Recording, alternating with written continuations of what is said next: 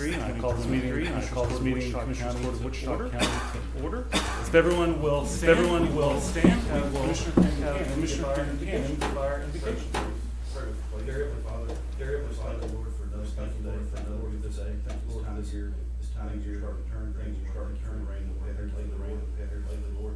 Also, Lord, thank you for the people here in the courtroom this morning. Thanks for allowing us to live in a country, allowing us to live in a country, express our ideas, our views, our concerns. I'm thankful for that, Lord, and I'm thankful that we can all continue to work together, make everything a better place, for our county, our country, our state, our country. All these things, Lord, I give thanks to you, Lord. Give thanks to you. You're the one and you're the me. You're the one and you're the me. Just keep us always seeking your way. Keep us always seeking your way. We pray through your Son. We pray through your Son. Amen. Amen. Pledge to the United States.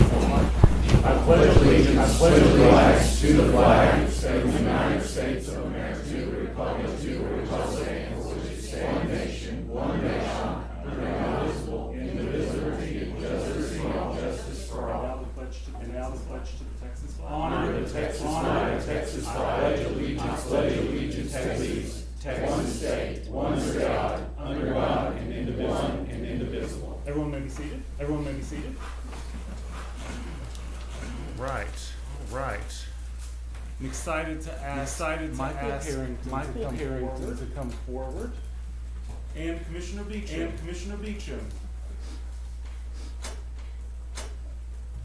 Come on, Leon.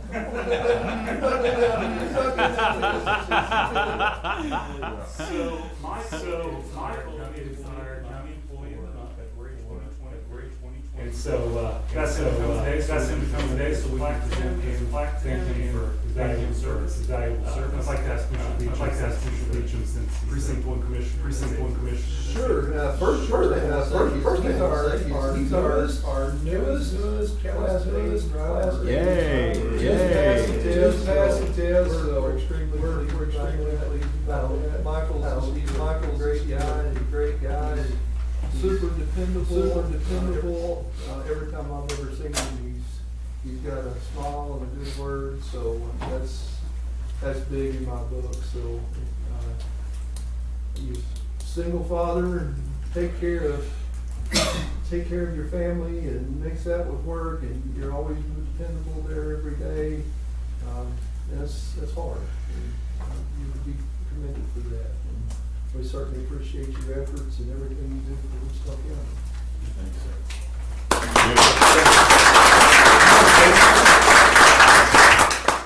Just like to thank Leon for nominating me and trusting and hiring me when he did. Honestly hadn't done any of this type of work before. He's been mentoring me and showing me how to get it done. I appreciate it. You did a great job. Both of you. Thank you. Hey, can we get on Michael's CDL pictures, Leon? I need those for NACO? Can we get who graduated with you from here? Did he? Was there another guy that went through class with you? Well, that's other individual, not with the county. Oh, okay. Well, if I can just get him standing up by Precinct 1 sign or something, take a picture, that'd be great. Congratulations. Thank you. Wait, she's gonna do. Oh, all right. You gotta get up Leon, get my picture. You're there, bro. I told him he always tells grandkids his pictures.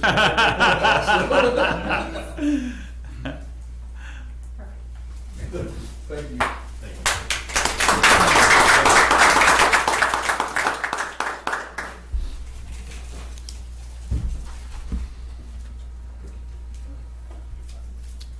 All right. It is 10:04 a.m. Now we'll open up this time for public comment. As a reminder, comments need to be kept to 5 minutes or less. If we start to run up against the time, I'll give a 1-minute warning and then let you know if we've hit the 5-minute mark. And no action can be taken on items presented during public comment. I'd like to make a public comment and congratulate the Holiday Lady Eagles on their very first state basketball championship. Job well done. We're very proud to have them as part of our community. Yeah, that's very good. That young lady that played the center was awesome. Yeah, they were quite a team, Yeah. so, I couldn't believe it was their first state title. I know, yeah. Yeah. All right. Go ahead, Carly. If you'll just introduce yourself, first and last name. Okay, my name is Carla Schmiel. Good morning, Judge Johnson and commissioners. Thank you for letting me speak today. I'm also known as a frequent critic by Times Record News, so I'm famous. I would like to ask Commissioner Cannon to stop doing what he's doing, much like he interrupted Mr. Joe Gauthier in his process. Joe finally got to see and physically count the mail-in ballots from the 2020 election from his original FOIA request that he made to inspect the absentee and mail-in ballots in August and the September timeframe of last year. That was not granted until mid-December. This fact is just one example of a completely reprehensible treatment of concerned citizens with legitimate questions and formal FOIA requests that we have experienced over the past year. So I'd like to ask you to please stop doing what you're doing, because there's absolutely no transparency. And as a concerned citizen, I would like an independent entity such as the Secretary of State to perform possibly a forensic audit on these particular ballots. The optics of what you're doing now is equivalent to a farmer, after noticing some of his chickens were missing, asking the fox to count the eggs unobserved. It just stinks to high heaven, and I think it's completely inappropriate. If the truth makes me a critic, so be it. Breaking federal election law by surrendering the machines to be destroyed that read the contained digital information known as the cast vote record, and by preserving that data and the materials to read it, also known as the cast vote record, from the 2020 election before the required 22 months deadline is not considered sloppy record keeping in my mind or experience or the law. So for the sake of the county's reputation and the citizens of Wichita County's faith and trust in the future elections going forward, I would implore that this is a time for bold and courageous leadership, with the backbone to ask for outside help in the form of a forensic audit by an officially recognized and trusted agency or body by the state of Texas of these 2020 absentee and mail-in ballots. Thank you for your time. Thank you.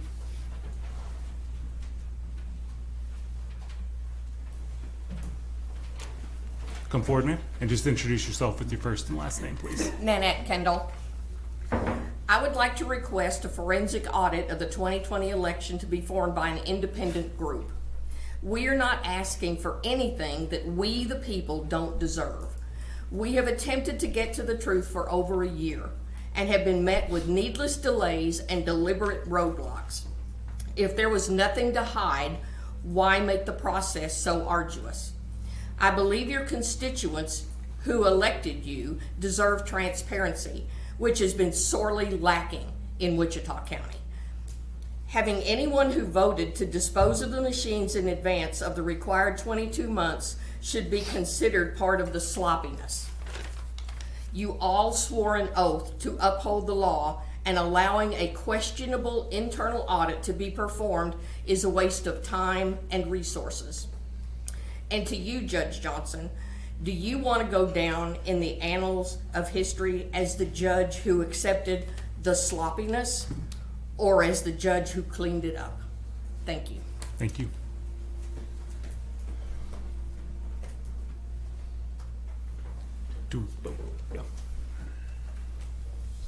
Please introduce yourself. My name's David Gray. How are y'all this morning? Good. Basically, in support of the independent audit. I know the state law requires you to certify election after canvassing, because there is a canvassing, and I guess one question I had, I don't know who does the canvassing, and when the canvassing was done after the election, were there any ballots that were rejected? The what we've seen and heard from Joe, you know, if apparently there was issues And whether there's that many issues, I don't know, but it seems like if there were legitimate issues, and to me it seems like there is, that should have been caught in the canvas. And they never should have been counted. Not only with y'all, but school boards are responsible for doing the exact same thing for canvassing before they certify the election. And an audit, and I know so far to this point, Judge Johnson, I believe that you honestly want to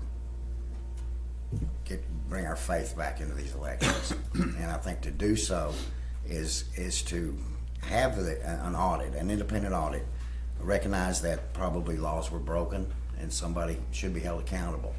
And it's not sloppiness, it's incompetence. And I think to further, for my faith in the elections, would be not only do the 2020, but request 2021 and 2022. So you know in the future what y'all can do to change it and make us, kind of give us peace of mind. Yep. Thank you, Mr. Gray.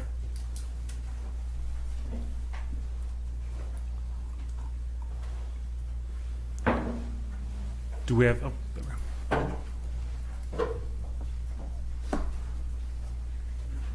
Andy Jackson, good morning, gentlemen.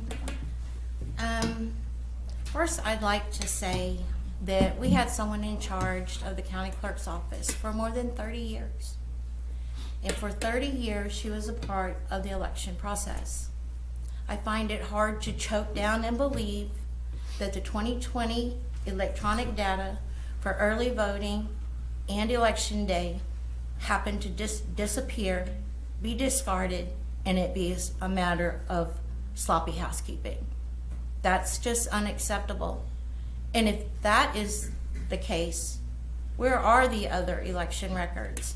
What kind of sloppiness was done? Furthermore, we were given records for the second time, and now we're being told, round 3, we have incorrect data. You know, absentee lists, for example.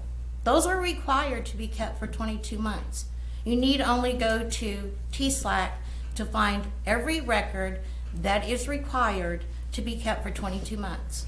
So how is it the data that was turned over to us by this county is different than the data that you now have? How is that? And how is it over a year and a half requesting records, now all of a sudden, when the data that we were given by this county to review, to investigate, now all of a sudden everybody wants to run in the race and go and find new ballots, new records?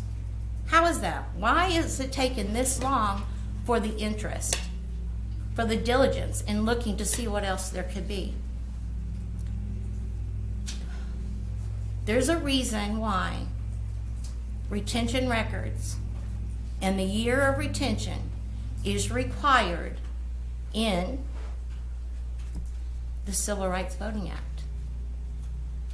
And so to call that sloppiness, that behavior sloppiness with that many years of experience is appalling.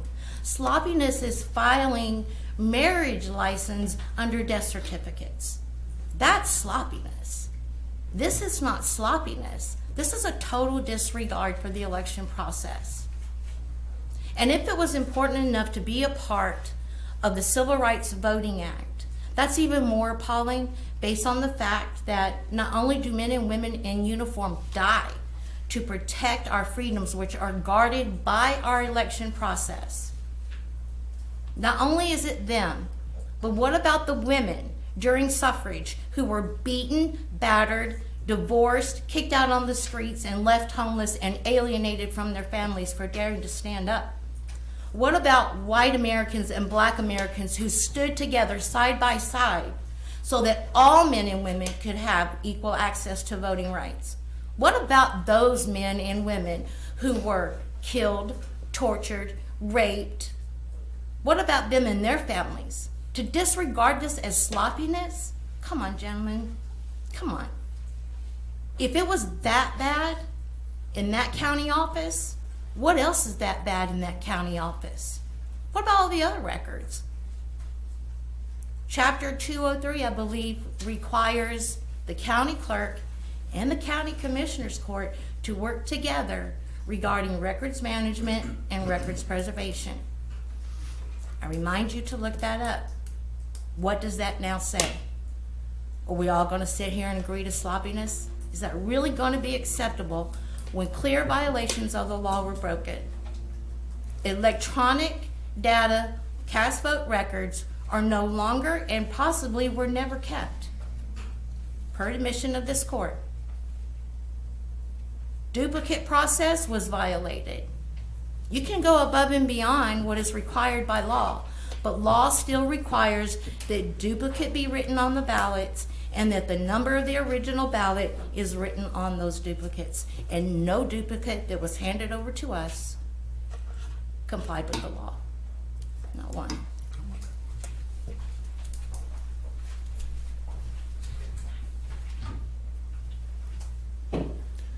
Do we have anyone else who wishes to make public comment at this time? Oh, we've got two at least. Go ahead, Dave. Hey, gentlemen. Please, first and last name. Danny Briegel, Commissioners and Judge, thank y'all for giving us the opportunity to share. We do appreciate y'all having an interest in this. I'm very concerned. I've been election judge for over 25 years, involved in the party system, state, national level. Care very much about our community, our state, our country, the moral direction, the rapid decline.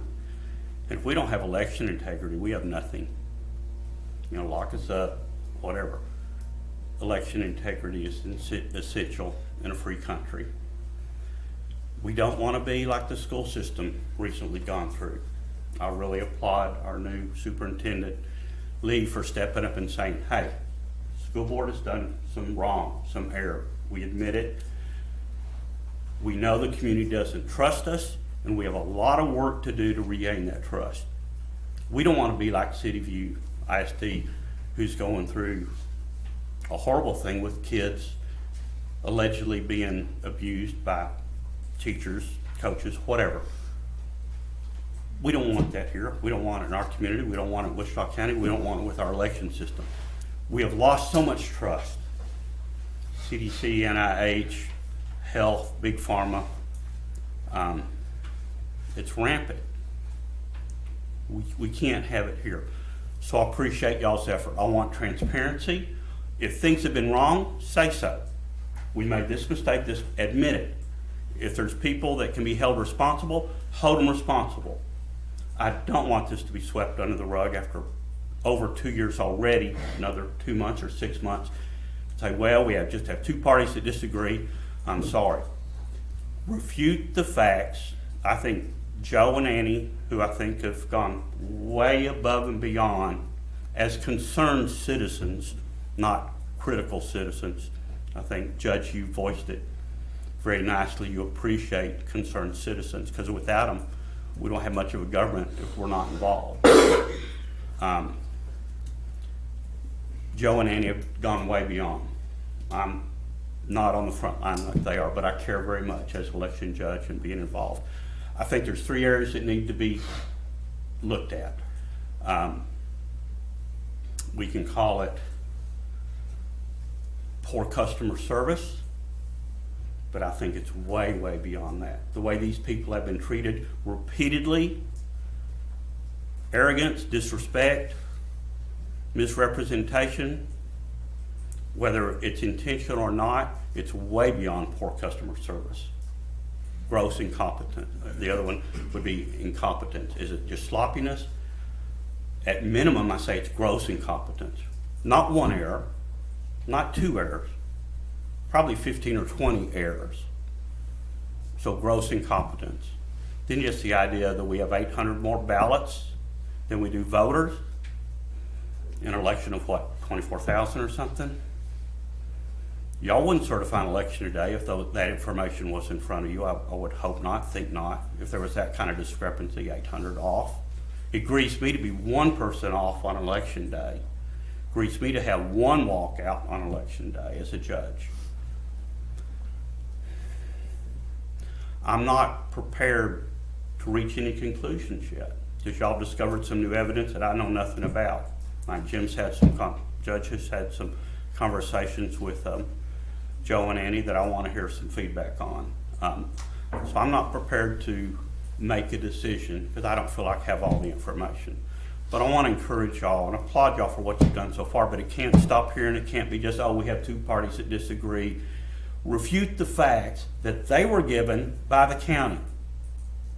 These aren't made up facts. If you think they're made up, call it out. You need to dispute it or say yes. I know, Judge, you've been involved prior to coming on as official or new judge.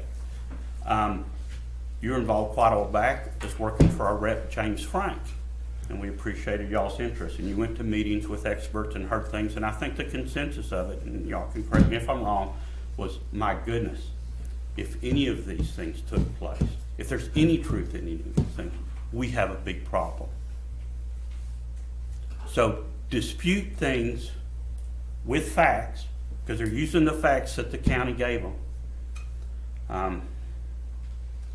And keep it up. It's so important. We don't want y'all in the same position where the school board is.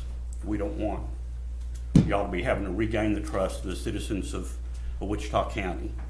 And we're this close to being in that position with our election process. And I know y'all have some responsibility. I don't know where responsibility lies ultimately or completely, but y'all do have responsibility, and thanks again for just being involved. And please, clear it up with facts and get with the people who know. I will trust Joe and Annie's knowledge of the code and the law probably better than everybody around here put together. And I've been involved for 25 years. Thank y'all. Thank you, Mr. Briegel.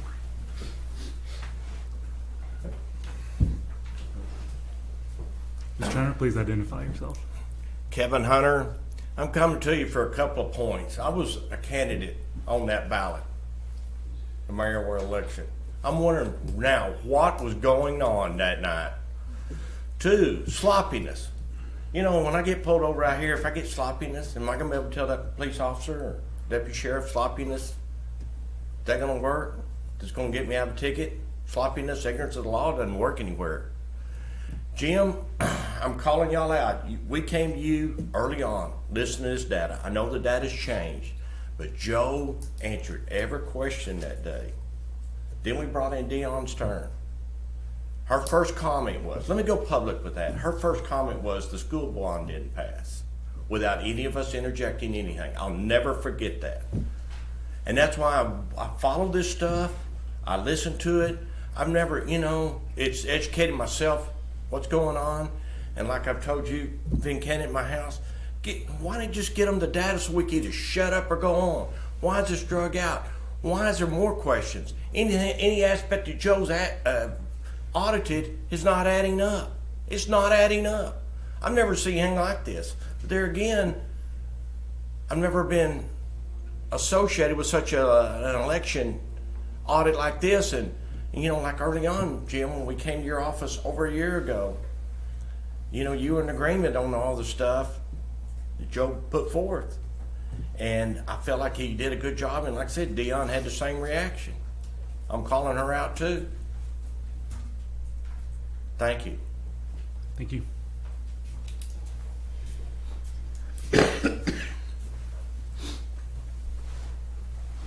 Do we have anyone else who'd like to make public comment at this time?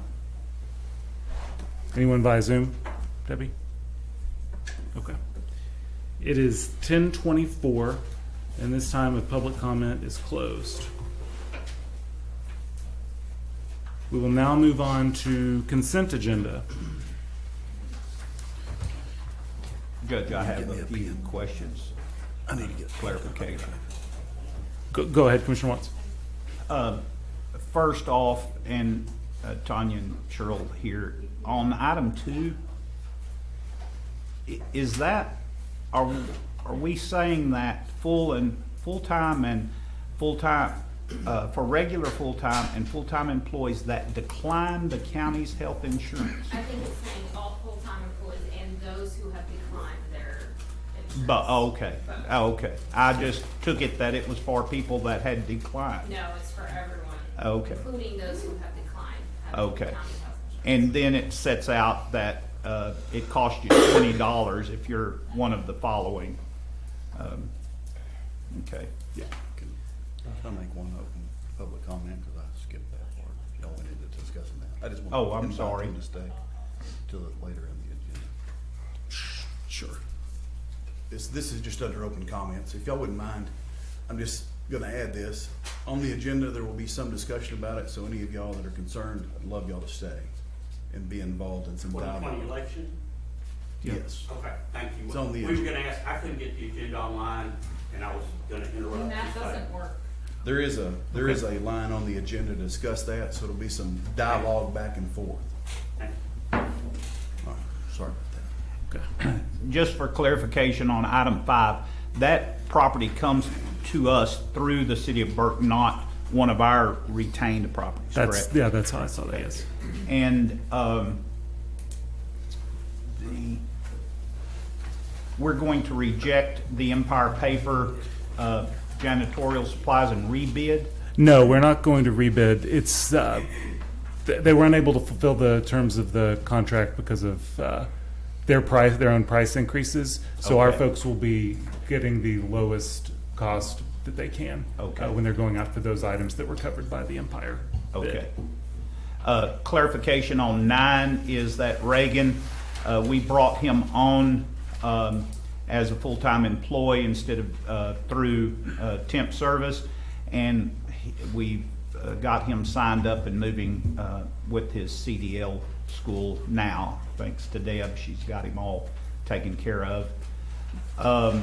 The election services for Burke Burnett and Iowa Park, you're fine with those and the calculations, how that? Yes. Okay. Yeah, I reviewed those and we went back and forth to make sure that they were good. Okay. And the very last one, I wanted to just ask about the Harper Perkins agreement. And is that something that we should review or look at and just Yes, it is. So I'm actually going to pull that one down today. 'Cause, in my review of it, I had some questions that I sent to them late last week. Oh, okay. In fairness to them, they probably didn't have time Oh, okay. to review and to answer. So I'm going to actually pull down Oh, okay. item 15. Item 4, I would like to pull that for pending additional findings. Just pull off. Yeah, just remove it. And item 10, that's a addition of scope into the existing project. That's the cost for Liticon to do their portion of the work. Wichita County will have additional costs because we're absorbing some of the labor and things like painting, putting in carpet ourselves, purchasing carpet, putting it ourselves. and where is that, Where Mark? Yeah, where is that? I'm not. I'd like to- That's in the district clerk's area, Okay. a portion of the district. So it's gonna be a temporary courtroom? Temporary is a wrong word. Yeah, that's what I was It's a like. it's a long term. It'll be built in such a way where it won't be temporary, but it's to move the CPS court into that area for the foreseeable future until the eventuality that they move down into the second floor corridor and where CCL1 is now. It was the most pressing need that we had from a needed to happen from a That's, courtroom and need. that's that courtroom that y'all were talking about, the escape route anyway, that you're gonna have, No, same one? No, Or different one? Okay. That was priority 1, I guess, on all the judges' wish list was to get that resolved. And this is gonna be in the area between your future plans of 2 new courtrooms.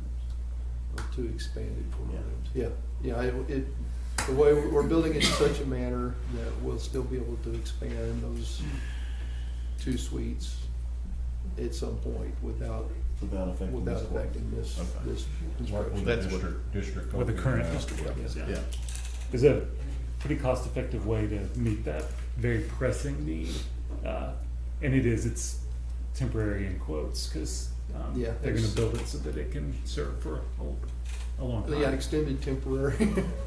So it's basically coming down from upstairs, Yeah. because currently that's Yeah. where we're. Yeah. And that It's- upstairs, we need, yeah, that definitely needs to That change. courtroom's too small for their Yeah, needs, it because is. they typically have 4 or 5 See, that one was actually. interested parties. That one was temporary, Yeah. the one that we're coming out of. And yeah, there's so. just no, they can't fit everyone they need to fit in that courtroom.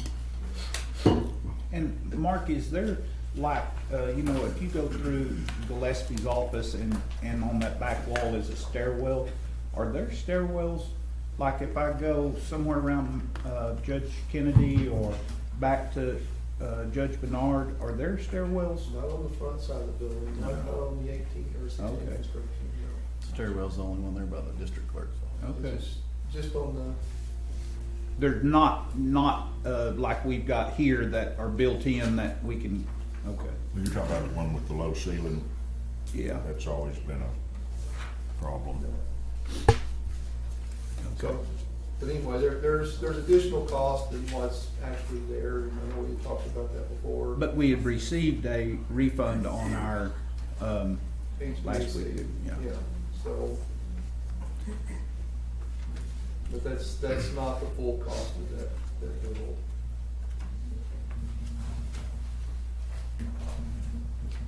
Is that all pulled in? Yeah, motion to approve with those one pull off and one pull down. Second. All right, we have a motion to approve the consent agenda with items 4 and 15 pulled off of it by Commissioner Fincannon, second by Commissioner Watts. All in favor, please signify by saying aye. I think Aye. 15, you're only pulling down, not pulling it off completely. No, I'm okay. pulling it off. So we're removing two. Yes, we're removing both items 4 and 15 from the agenda today, period. Thank you for the clarification, though.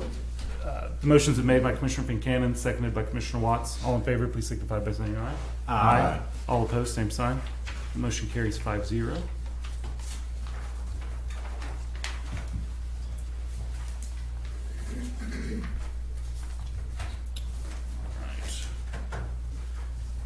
That moves us to item number 1 on general business, which is receive presentation from Glenda Adams on activities and accomplishments of the Indigent Healthcare Office for 2022. But Oh, there she is.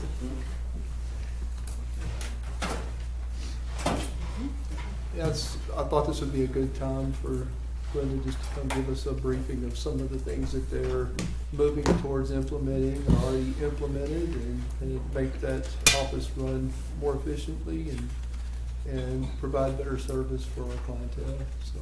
Good morning.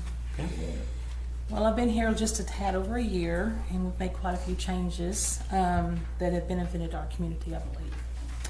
Dollar signs to be included. When I first came into the office, I noticed that the caseworkers were just kind of willy-nilly their decisions, approving or disapproving our clients. So I sat down with each and every one of them. We went over Chapter 61 together, and now they refer to Chapter 61 pretty much on a daily basis. So following policy is my number 1 rule in that office. If you follow policy, you can't go wrong.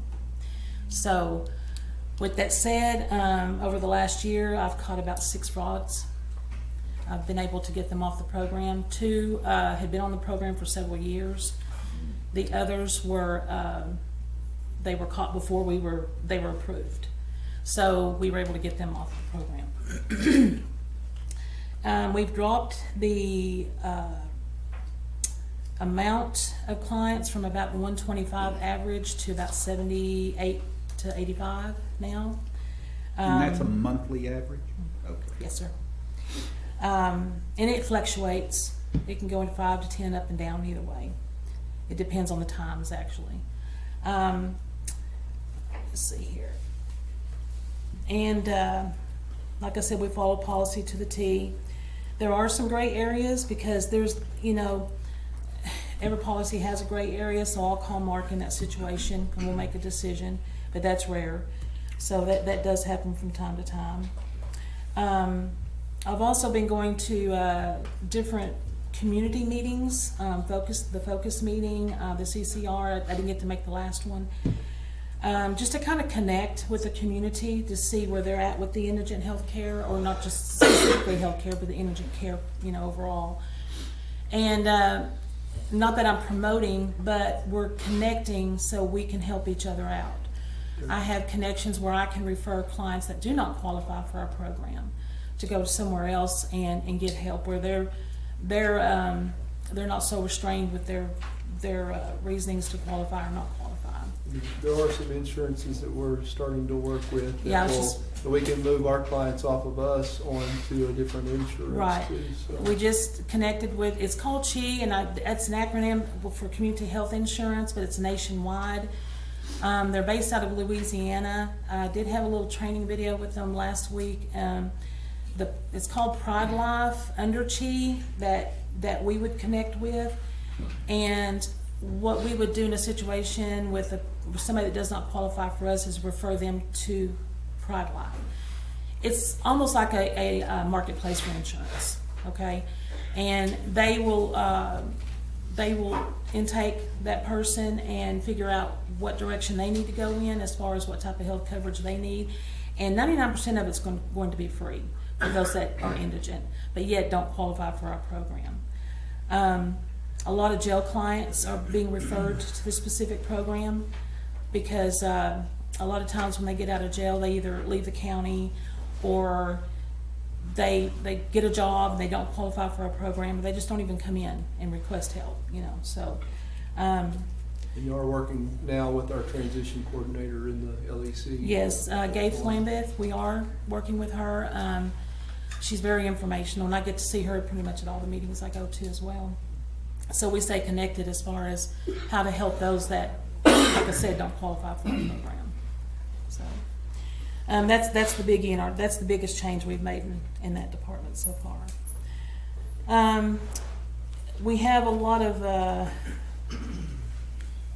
providers that want to prescribe, high-end prescriptions.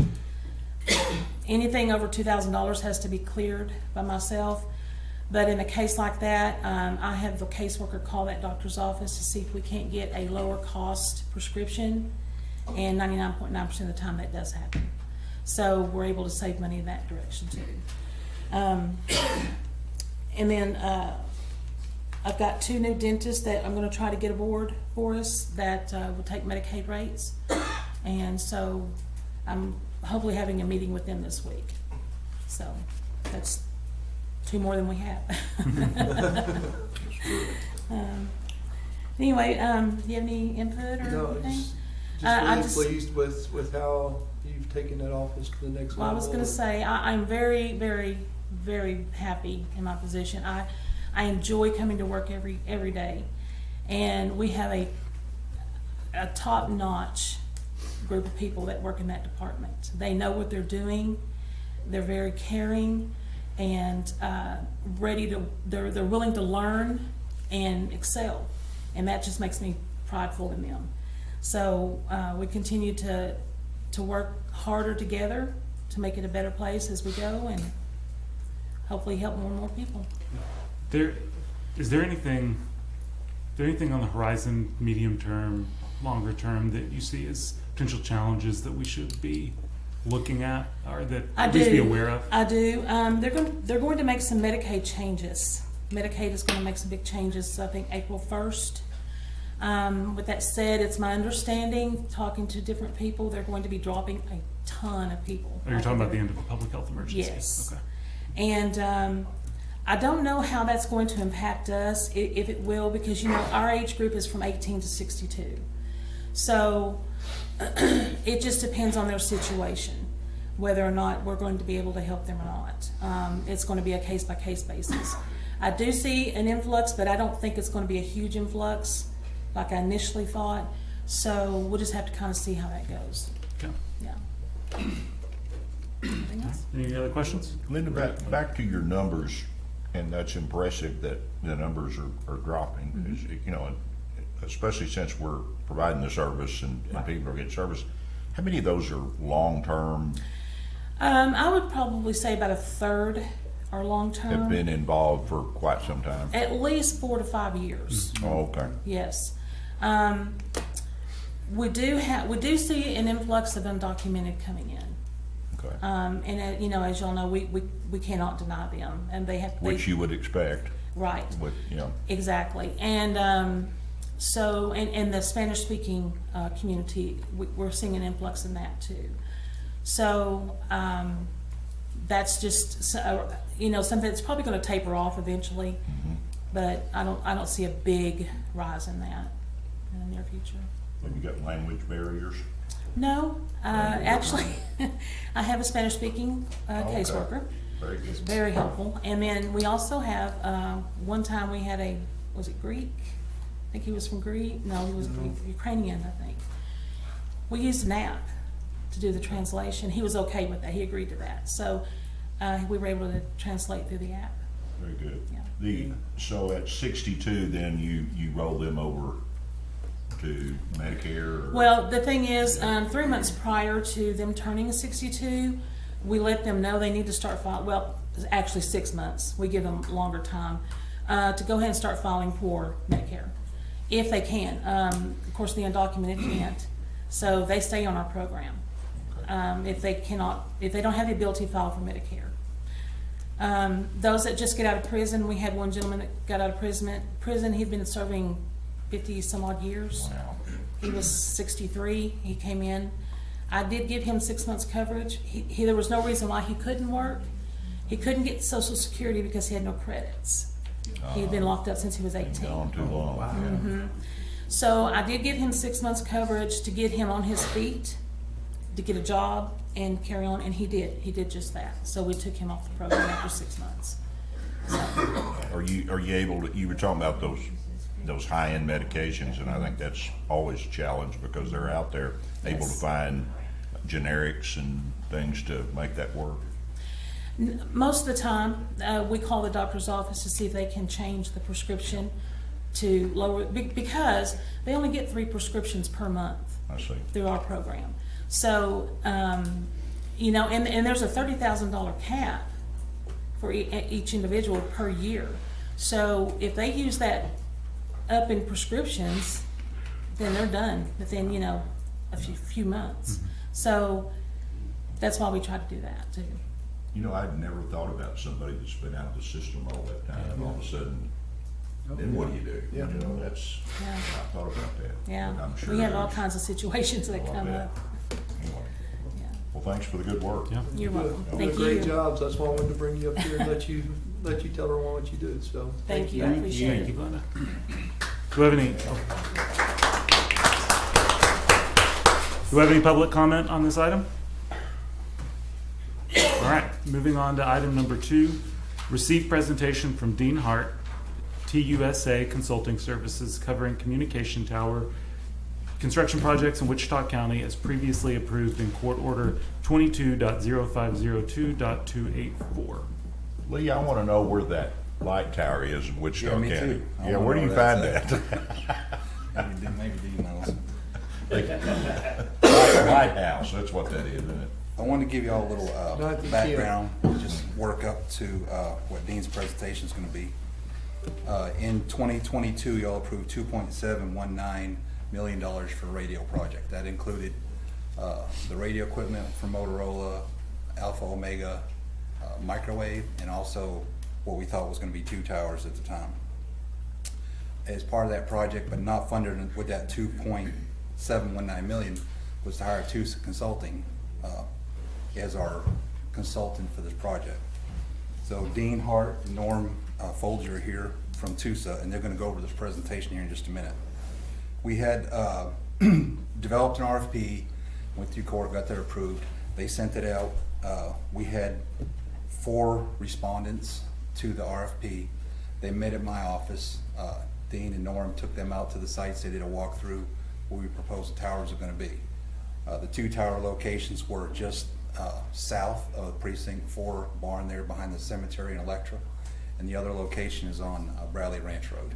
And they're both pretty good sites. We got two submissions back on the tower project out of the 4 that attended the pre-bid meeting. They were Hayden Towers and Tower Systems.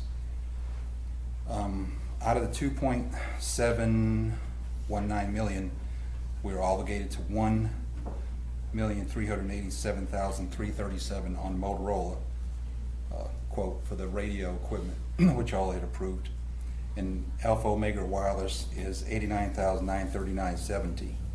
So the monies that I actually, 2.719 million that y'all approved, were based on not hard numbers.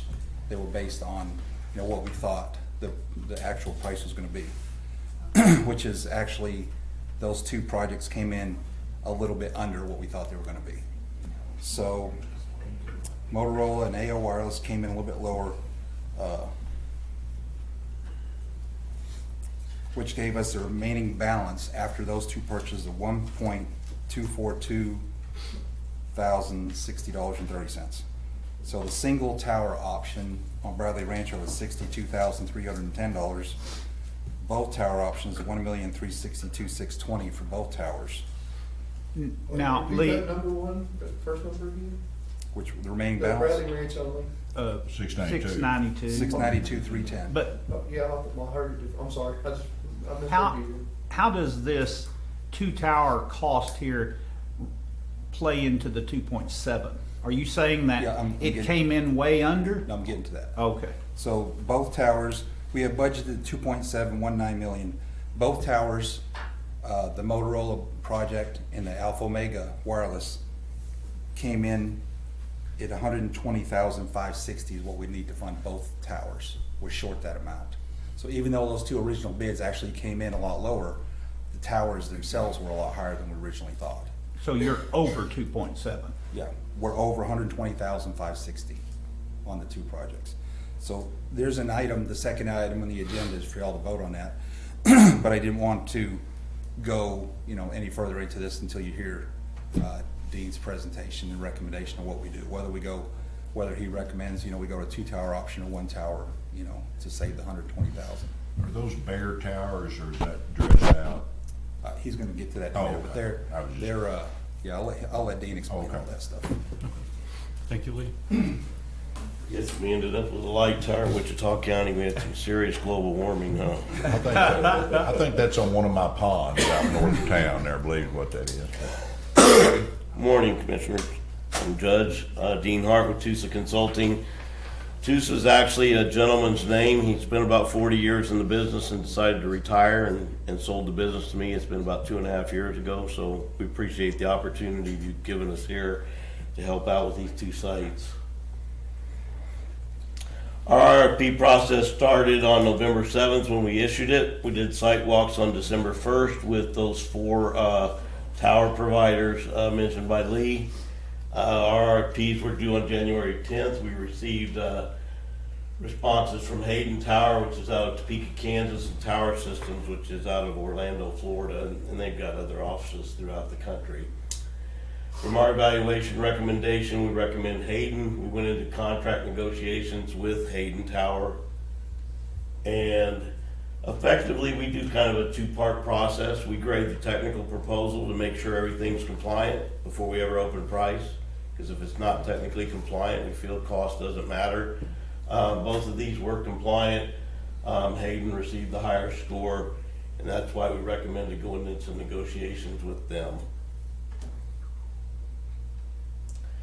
The Bradley Ranch Road site, from negotiations, we saved $132,000 off of what the original price was. So, and I'm sorry, I can't see that bottom number. 692,310, yes, is what that site was going to cost. That's a 300-foot tower. It's a strip tower at this point. We did all the loading of what's going to go on it. We put some additional loading on it for future. So you don't just sit there and build a tower and then can't add anything to it. We actually, at I think it was 80, 100, 120. We built the tower up so you guys could add cellular carriers at a future date and gain some revenue off of that if you choose to do so. So when you say 300-foot tower, is there a tool or a app or something that shows the total height of tower sea level in Wichita County? So this tower's built and it sticks up X, but because of the footprint it's on, elevates it better than others. Is there a grade for that, or like is this tower going to be super tall compared to other towers that are on lower elevations? Well, I mean, coverage really kind of determines what that tower height should be. So the coverage Lee was trying to get for his public safety officials kind of determined where that site was located and the height of that tower to meet that coverage requirement. I don't know if that answers. So a little extra height off of putting it up on the ridge on Bradley Ranch. Right, well, and the higher you get, the better coverage you're gonna get. I don't see any issues with any of this. Lee, will that get us into our dead spots that we've always had? I think the elevation out there is around 1,100 above sea level, plus the 300-foot tower, so it's a pretty good, Bradley Ranch was a really good site. Okay. And that's gonna cover, the area that we're short of the sheriff's office coverage. There were some dead spots out there that'll take care of that, and the additional coverage for the, radio system the new radio system we're putting out. We got into some trouble up He was north of instrumental in Electra getting from that time to time, and Yep. that's good. But we're at, what, a little over 1,000 feet here in the city? Yeah, 985, I would say, is probably an average. We always called it 1,000, but Yeah. that's, You're okay. pretty close. I think this site is about 1,100 on Bradley Ranch Road. ASL. The second site was Electra, which is, I mean, I can see you're on a lease tower today. Lee was able to get, and negotiate a lease right over next to it. So and we're gonna move the shelter that's there off of that tower and move it over to this new tower as well. And that price was $673.10. And we saved about $207,000 through negotiations off of that site.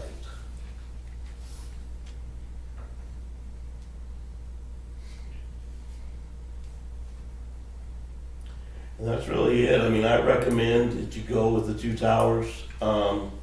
It's always easy for me to spend other people's money, but this really was a good deal. It was a competitive deal.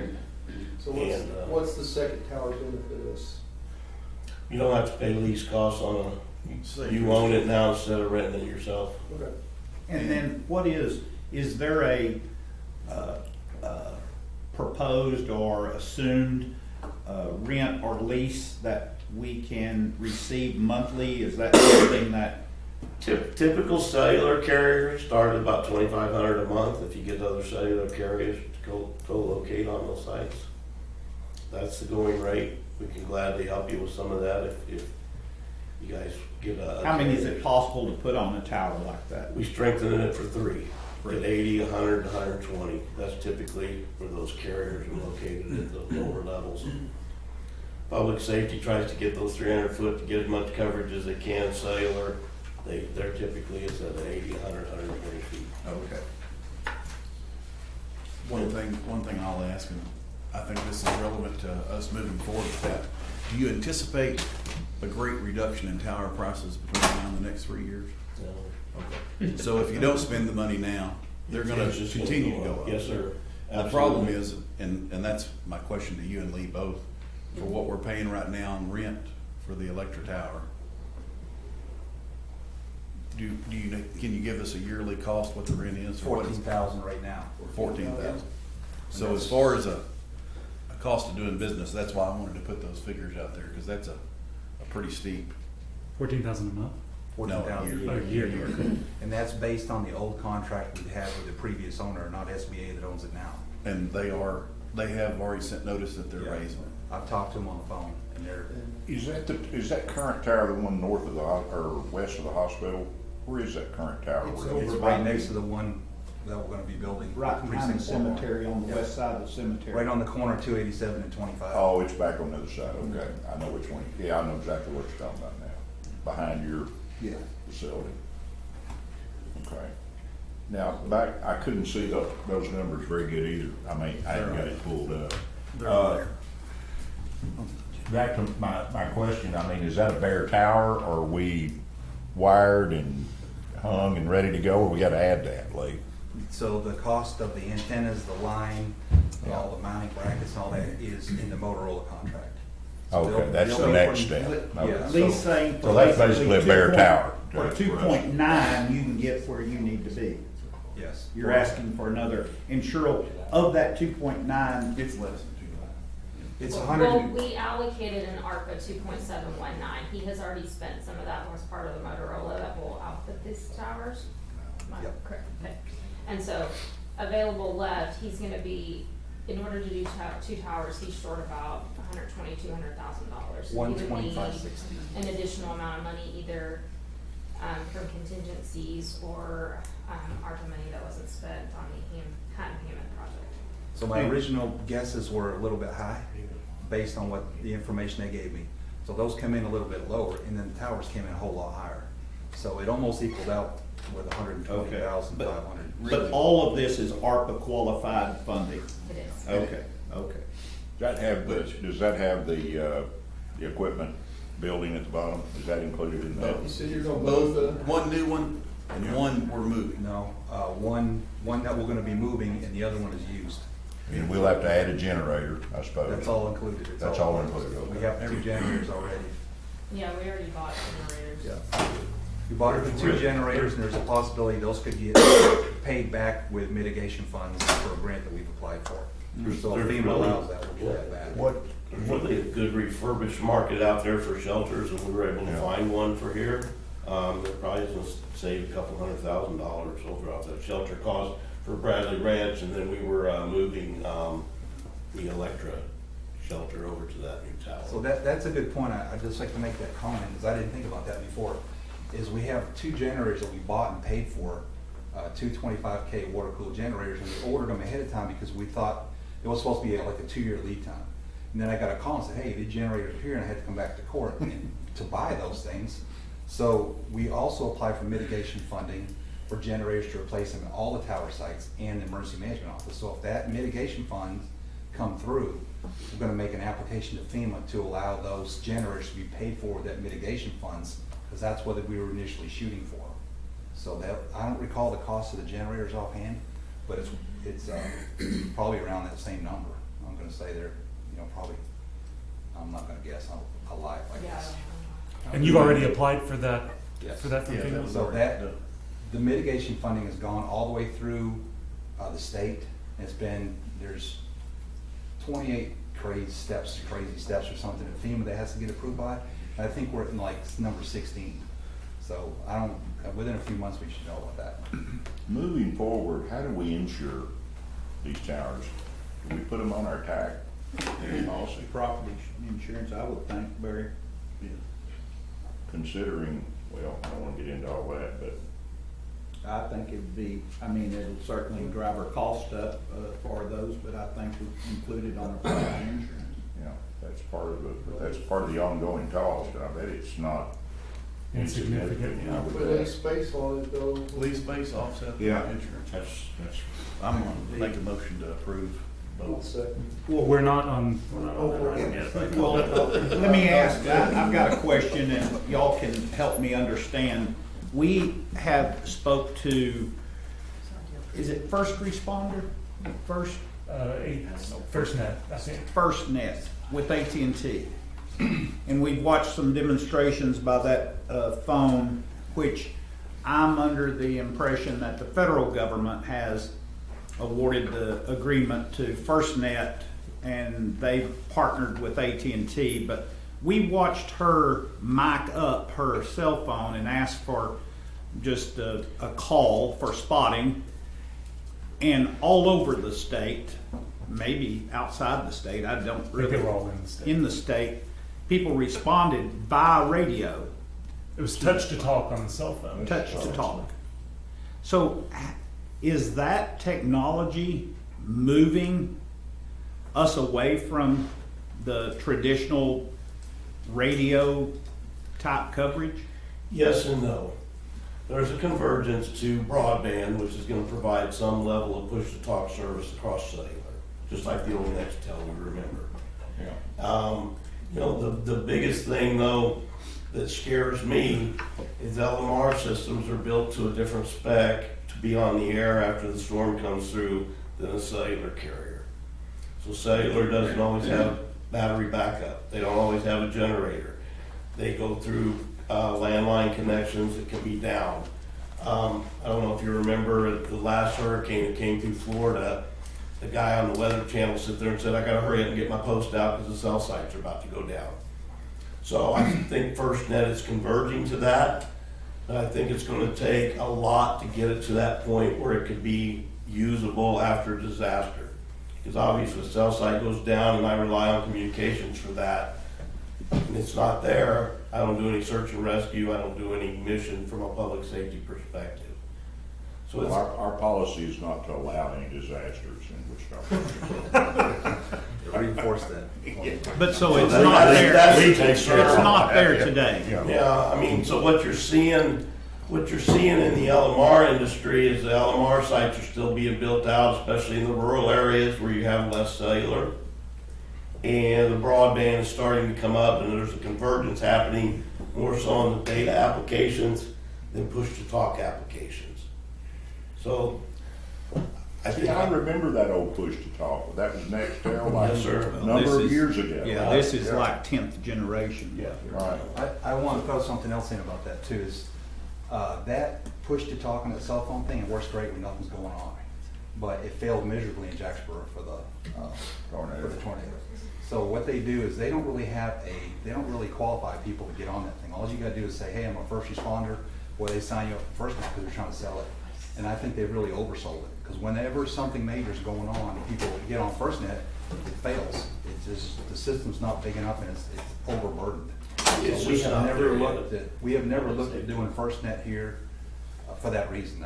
I've looked at it, and Wichita Falls has looked at it, and it's not reliable enough for us. I mean, it may be okay for a search and rescue mission or something like that, but when you have a major disaster, especially if you lose sites, you're really in trouble. So I would never want to. We did a study for a Gulf Coast county that has Southern Link available, Verizon and FirstNet, and they're still developing devices as well to be public safety usable and rugged as well. So it's coming, but it's just not there today. Dean, in your professional opinion, I mean, how long before it is there? 10 to 15 years. Okay. And I still think in the rural areas, there's always gonna be an LMR component because they're not gonna build these cell systems out where there's no population. That's not the business case in the cell phone.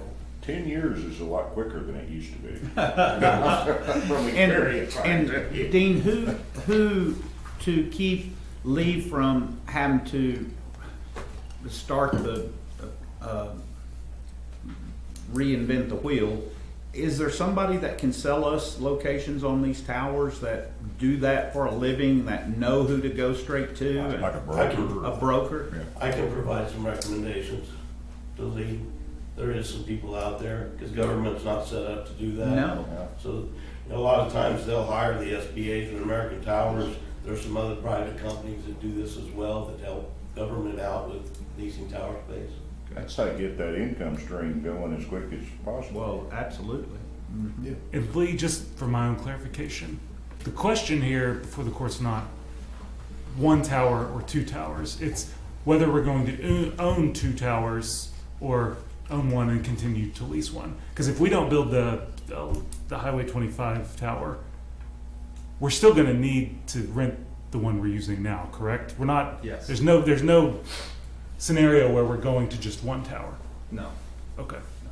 And the one in Electra, I mean, once you get on a tower like that that's owned by somebody else, you're kind of at their mercy, because what it costs to do another study to figure out and find another tower to move, and move all your equipment and take down your antenna and clean that and replace it and put all the lines up, it's very expensive. So once you get on a tower somebody else's, and it comes time to negotiate a new contract, you really don't have a lot of power on the thing. Well, and I It's asked- pretty hard to go get your stuff. Yeah. Well, because at $14,000 a year, I mean, that's a lot of money, but we're still at $600,000. It pays for itself in 50 years, essentially. Yeah, it doesn't amortize out real, but But- you can get, that additional income stream would help. And once again, we're getting to where, you know, this insurance coverage on all this stuff is becoming more of a factor than what it used to be, and I don't see that changing because I was doing some studying last week. I tell you, these insurance companies have taken a hit in Texas over the last 2 or 3 years, and higher rates are coming. It's getting more expensive to repair things, and especially one of these towers. Well, there's your number right there. Right. So are you saying that in thoughts of that cost being on someone else when we rent versus? Well, yeah, and the fact that it's just gonna cost more and more to maintain that thing month to month and year to year. I mean, the cost of use is not going down. I would think. And Cheryl, how can we direct or point the revenue stream from these towers? It's all ours. So We'll just go we back can and- go into either insurance premiums or whatever Yeah. the case be to help lower. Okay. No, we'll probably just go back to the general fund and then that's where we pay all our insurance out of anyways. Okay. When does our current lease that we've got negotiated with the old owner expire? It's up. I'm surprised they haven't signed it. It's up. And have you talked to them? I mean, obviously this is a pretty great leverage point in negotiation to, have you talked to them about what the new one would be?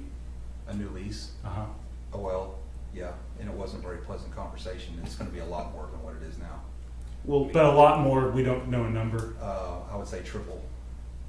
and how tall What is they that threatened tower, before. Lee? It's 330, just like the And old building. what, can you buy it? Well, the county had an option to buy it when it was for sale for dirt cheap and didn't do it. And I mean, is that still a possibility? no.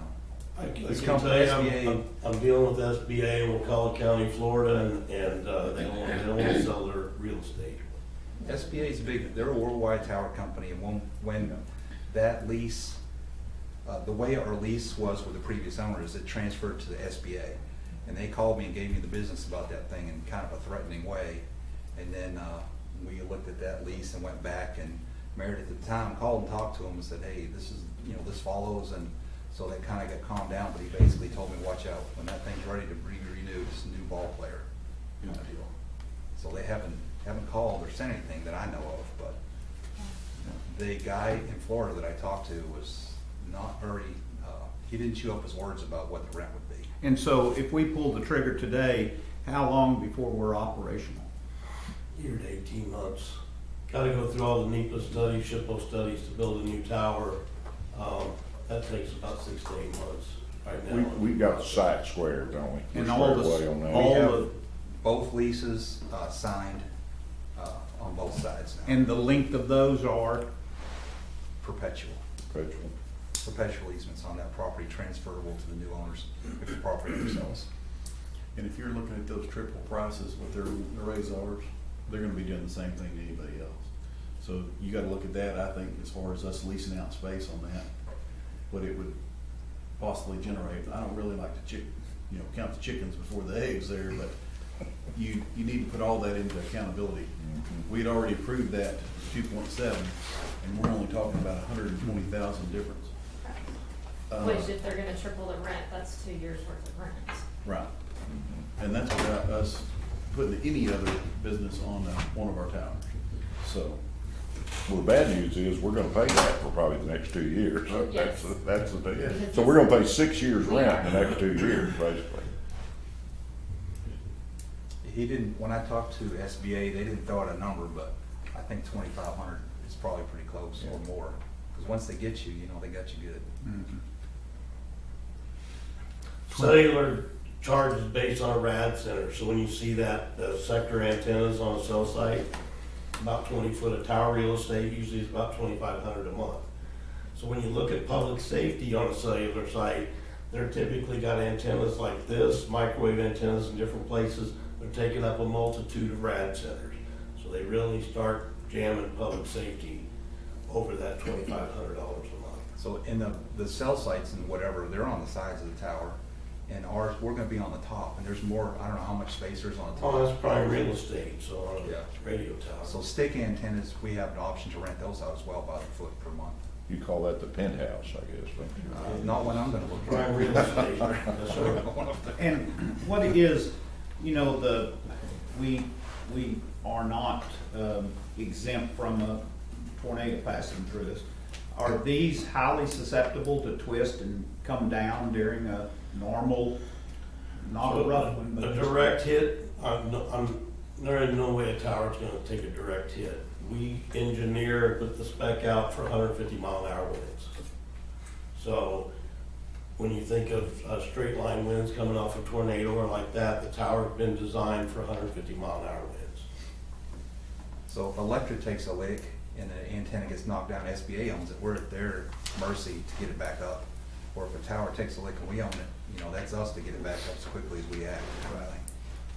One of the things Tusa's kind of proud about, and I don't want to make this an advertisement, but when we did Harrison County, Mississippi, and when Katrina came through, that system was on the air before, during, and after, based on these design types of things for public safety.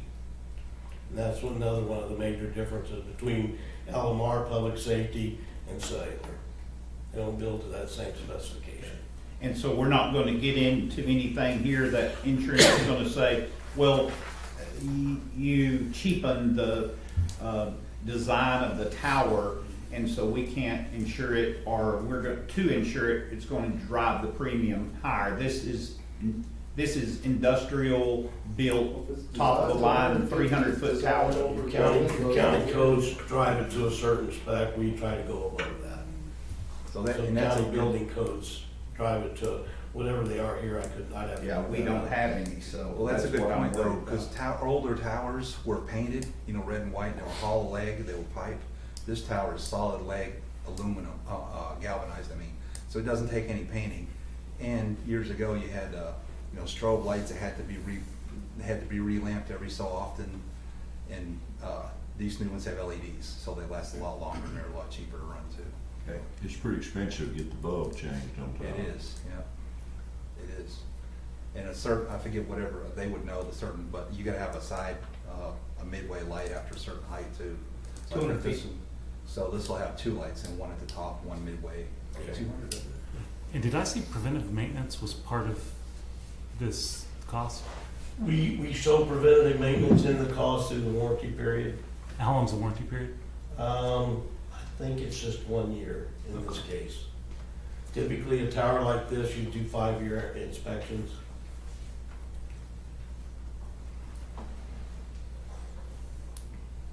All right. Any other questions? Any other public comment? All right. Dean, thank you very much for Thank the you. presentation. That moves us to item number 3, discuss, consider, and/or take action to authorize the construction of 1 or 2 communication towers for public safety radio communications and award the contract to Hayden Tower Services Incorporated. This will be paid from ARPA funds with lines determined by the county auditor. 1 tower on Bradley Ranch Road at a cost of $692,310, or 2 towers on Bradley Ranch Road and Highway 25 North at a cost of $1,362,620. Lee, is it your recommendation to do the 2 tower option? I think it's from a taxpayer standpoint, I would rather do 2 towers now with ARPA money, not pay that rent later. That would be my thought. And also from our standpoint too, as a county, to have our own location, we're responsible for our own stuff. Like, another part of the thing with SBA is that when I first talked to the guy, he started spouting off all these things. Everybody, you can't step foot on the property without a 24-hour notice. You gotta have $1 million worth of liability insurance just to enter the property. That would be an electrician or somebody dumping gravel on the site. It had a lot of things that are a lot of expense that we wouldn't be able to provide under the agreement we have now. That's not required. So I have a combination. I can go there anytime. I try to call the tower maintenance guy, or I don't know really what you call him. He takes care of a lot of towers for SBA. So I call him and say, hey, I'm going to the tower, just to let him know, you know, courtesy. But their requirements for anybody that enters the site is just ridiculous. It's just, I mean, we wouldn't be able to get an electrician to fix a problem in the tower house without them having, you know, $1 million or $2 million worth of liability insurance. Well, Judge, I'd make the motion that we build 2 towers at a cost of 1.362,627. Can I ask a question right quick? The 120,560 thereabouts that were short, does that have to be added in to the motion to do the 2 And I'd towers? include that in the motion to bring the shortfall up with the, whatever that shortfall is according to the auditor.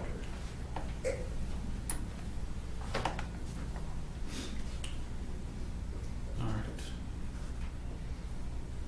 Do we have any public comment on this item? All right, we have a motion to go with the 2-tower option and include the necessary shortfall to be determined by the county auditor. A motion was made by Commissioner Watts, seconded by Commissioner Fincannon. All those in favor, please signify by saying aye. Aye. All opposed, same sign. The motion carries 5-0. Thank you. Thank Thank you all. All right, moving on to item number 4. Review and approve the regular bills for payment. Order county treasurer to disperse payroll and bill payments within 72 hours via U.S. mail, FedEx, UPS, or electronically unless directed otherwise, or may be picked up and ledgered in the treasurer's office. So moved. Second. Do you have any public comment? All right, we have a motion to approve by Commissioner Watts, seconded by Commissioner Beecham. All in favor, please signify by saying aye. Aye. All opposed, same sign. That motion carries 5-0. All right, moving on to item number 5 in general business. Discuss, consider, and or take action on placing all precincts' mobile equipment on the county's property insurance policy with an increase to the premium. Commissioner Watts? Yes, Judge, thank you. We had received a presentation from TAC on this. We're currently spending around $3,000 for our coverage today on our equipment that is not tagged and licensed for the road, be it bulldozers, maintainers, all of that. If we go ahead and move forward with the entire list, that adds another $9,000, taking our total cost to just over $12,000. And one of the things that brought this into play is we had vandals run a piece of equipment on a job north of Electra in the country, just beat it to pieces, and it was over $10,000 just to replace the items needed on the piece of equipment that was tucked away on a road construction out there. And so this would help a machine that burnt to the ground or shorted out and had those type issues. And there's $1,000 deductible on these equipment before that comes into play. I do think we need to scrutinize our list. There is some items on there that I question maybe don't need to be, some that are items that we don't really use or have the intention of using or may want to auction. So that could help us a little bit, but I think that knowing I was basically hesitant over this cost, but then in visiting with the judge and of course with Mel too, you know, the subrogation is a whole fact that we couldn't hire a person to subrogate and do that on us. Takes Mel away from what we've got him doing, and his plate is full as it is. And so they will subrogate on our behalf so that when we have a problem that is caused by someone else, we can go ahead and get that worked through. So it would be my recommendation that we fully implement the mobile equipment insurance. What's that cost again? Just over $12,000 as it stands, Mark, but we've got some items on there that probably should be pulled. Annual. I just need to go over it with each of y'all. Monthly or yearly? It's annual. Yeah, annual. $12,000 annual. Annually. Okay, good. Yeah. And we budgeted plenty to absorb this. That's Even better. I'll second. All right, is there any public comment on this item? We have a motion to place all precincts mobile equipment on the county's property insurance policy with an increase to the premium by Commissioner Watts, seconded by Commissioner Beecham. All those in favor, please signify by saying aye. Aye. All opposed, same sign. That motion carries 5-0. That moves us to item number 6, receive update from Commissioner Fincannon on the 2020 general election voting ballots. Commissioner Fincannon? All right. The reason for putting this on the agenda is for exactly the reason, well, it's for a couple of different reasons. It's to mainly let the Commissioners Court know, the judge know, everybody up here, the citizens know kind of what's been going on. So they're getting asked lots of questions. There's lots of controversy on social media and the media. And I thought it better to get it out there and be open and honest, tell everybody exactly what's going on. There has been a lot of questions about it. And the group, originally the group that asking all this, the people that are here in the court, a lot of those are members of the group. A lot of citizens have asked questions about it. And they originally came to me as the new commissioner to want to ask questions about this because they had concerns. And I very much also wanted that, help them out all I could. I've met with most everybody in this room talking about that in the past in some form or fashion, trying to figure out exactly what's going on because they had asked for items they said they didn't get, they had taken longer to get items. But that group had originally asked me to research this, and I tried to back then. Found some data wrong, irrelevant. I kind of stepped away from it. The county clerk that was in there at the time didn't seem to really want me involved with it at all. And you have to remember, a county clerk is an elected position. That's their standalone position. The Commissioner's Court, the judge, none of us have oversight over that office. They take care of their own deal. So, without being asked to help, you can't really help another elected official. But I'm only going to go back as far as February the 13th, we had a citizen address the court and basically ask, what have we done? We've asked y'all to do this, and what have you done? Mainly dealing with open records requests, and that's it seemed to be a jab at the Commissioner's Court, specifically me. So I went and talked to the county clerk, and we had been discussing this before. There's a new county clerk that's doing a great job. And we said that we just wanted to see what we could dig into and figure out for the citizens, try to answer those questions better. So we actually went to the warehouse on February the 13th. The county clerk did. She actually pulled down a box off a shelf. We went through it, and in that box we located what we thought might be, at that time, original early ballots. Mail-in original early ballots. They were thrown in a cardboard box, a large cardboard box. There were a lot of them in there. No rhyme or fashion how they were in there, just muddled up. So at that time, I called the judge over to show him what we had found, because at that time we had citizens that were doing open records requests on early voting ballots at the courthouse. And here we find a box of early voting ballots, locked up in a secure voting elections warehouse, but still we found another box of them. Called the judge over there, he looks at them. They're early voting ballots, so we actually brought them back to the courthouse and locked them up in Annette's office. Me and her brought them back over here, kept together, somewhat of a chain of custody to it. At that time, I did not want to release any information on what we found because truthfully at that point, I didn't know if these were copies of ballots, I didn't know what kind of paperwork it was. So over the following day, we did an inventory of that box. In that box, and there were 3 of us, inventoried that box. There were potentially, this is a list of the inventory list, but there were potentially 1,310 early voting ballots in that box, along with 4 single sheet logs where they were duplication logs. And a duplication log is when they're doing the ballot board, I guess, when they get a ballot that won't go through the machine, they have to duplicate it, and they have to sign off when they duplicate these logs. Also in that box was 10 applications for limited ballots. There were 53 provisional ballots, and there were 13 loose items, just loose paperwork.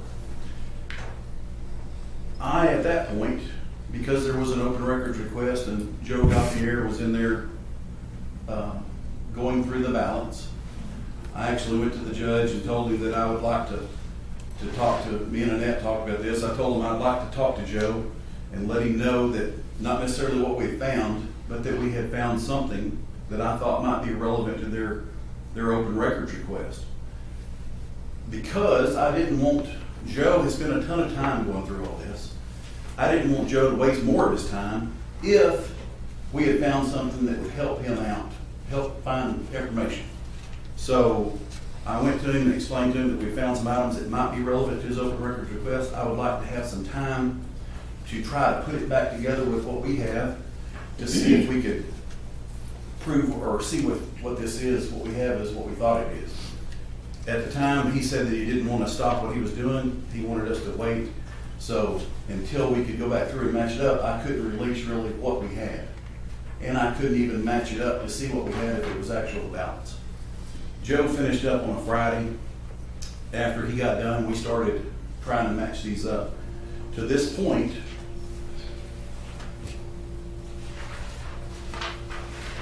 and this is kind of key in my opinion, because when Joe came to court on the 13th and the meeting before that, he specifically had problems with us turning over our election equipment back to Hart. And he had real problem with 843 votes I think he was missing. Said that he had more votes than he had voters. And that's because he was missing early voting ballots. That's what he said he couldn't find. So, knowing what I know about this election process, the turning over the machines, in my opinion, we didn't do anything wrong in that. We turned over machines that had been reprogrammed already anyway. The machines is not really an issue. If we're missing early voting ballots, I thought that was a huge issue. That's why we were digging with the county clerk trying to find these. As of this point, as of this morning, we have matched up early voting ballot to reproduce ballot, 1,149 early voting ballots. And we're not done. So he said he was missing 843. As of right now, we've matched up that many with the original ballots that he's looked at. Some of those, we have more left to go through. So I can't tell you exactly right now what kind of number we're gonna have. And I don't think we'll ever fix it 100%. But this is, in my opinion, all this is kind of like looking at a puzzle. You spill a puzzle on the floor, you pick up all the pieces, you can put together a nice look of what you have on the puzzle without having every piece filled back in. All I'm trying to do right now is be completely transparent to the citizens of Wichita County, trying to find out exactly what we have and get it out there to be seen. That is the only reason that I asked him to wait at that time, because I was trying to get it back together to see if it was what we thought it was. So my ultimate goal of this is exactly what Mr. Brickle said. We need to reinsure the citizens of Wichita County and we need to gain their trust back. That's all we're trying to do I'm trying to be as open as I can. And I have lately been the brunt of all this. And if that's what you gotta do, that's what you gotta do. But I have tried my best to make this as open and transparent as possible. And I will continue moving that way. It has taken, you realize that I've only been working on this a little over a couple of weeks. Y'all know as well as as much work as y'all done trying to dig over the year and a half, it's hard to go back and figure out anything. It's one step at a time, and I think we're all moving that direction, but we just want to reassure the public that we're doing everything we can to be as transparent as possible. Any questions? Commissioner, one of the things you and I talked about a few days ago was obviously get as close as we can do to get this sorted out, but I think there's a lot of interest also about moving forward. Are we learning things that will put a procedure in place that will allow us to not get into this situation again? And I think you suggested that we probably would have a better one. And maybe I need to, there's a couple of different things. and maybe I need to direct that question at you. Well, we can only learn from this. I wouldn't want to go forward and learn from everything that we've seen and found. We've made some lists to attach to boxes that goes along with the retention period. So we're gonna have a list outside the boxes to check it, make sure that everything that we have on that list is in that box. So that's just the beginning. There's other things I don't remember offhand, but like I said, we're gonna learn from this and When do better. when we complete an election, could we do something like stack everything together on a pallet and shrink wrap it so it's all together and not tamperable or? There's a little more than that. I mean, I'm asking. When we first started this, me and the judge, we made some phone calls to the Secretary of State's office, to the Attorney General's office, and I asked them point blank, is there a checkoff list that a county clerk in Texas is required to have to keep on every piece of election? What's required to be kept? Sure. Do you know not one state agency can answer that question for me? Really? So, there's 250. We need to develop one. There's 250, and we are. There's 254 counties in Texas. And I'm telling you, everybody, an elected official in here knows that every one of them does it a little bit different. The problem is, when you get into election law, it's black and white, what you gotta do there. The problem is, there has been no checkoff list of what's required to be kept. That's one thing that me and Ned have been working, or me and the county clerk, have been working toward to develop, because we care about this as much as the people do that are out here complaining about it, or that are concerned about it. We care about it. It's probably the most important thing for our country is to have elections uphill drive. So there is not necessarily a there's never been a checkoff list. There will be in Wichita County from this point forward. But you can't, I mean, I don't know how much time's been spent, but I would bet you that in the past 2 weeks, there's probably been over 200 hours of time spent by the county on this election deal. We are trying our best to go back through it, but it is a slow process, but we will have some definite checks and balances in place moving forward. And our new equipment that we have now is so much better than what we had before, because we actually have paper ballots now that you can go back and track, which you couldn't do then. So, as far as, there's already guidelines set as far as what you have to do after an election, what you do with the ballots, how long you have to have them secured, where the key's at, who's the custodian of the key. There is all kinds of stuff like that already set that will be adhered to by this county clerk. But I wasn't here when all this happened in 2020, and I can't tell you exactly what the prior county clerk did. But that's, to me, and we get into, y'all talk about sloppiness and all that. You say that it doesn't matter, but you really do. I haven't found anything by our county clerk's office right now that shows they've done anything that's what I have seen, that they've done anything necessarily wrong, other than not give you all the paperwork when you need it, not give you the right paperwork that you asked for. But a lot of that is the verbiage. When Joe started this whole thing, he didn't know the right verbiage or the right name of a certain item he was looking for. He's learned that over the time he's done this. And it's the same way with the clerk's office. Some people that you ask, they call it one thing and the other ones call it something else.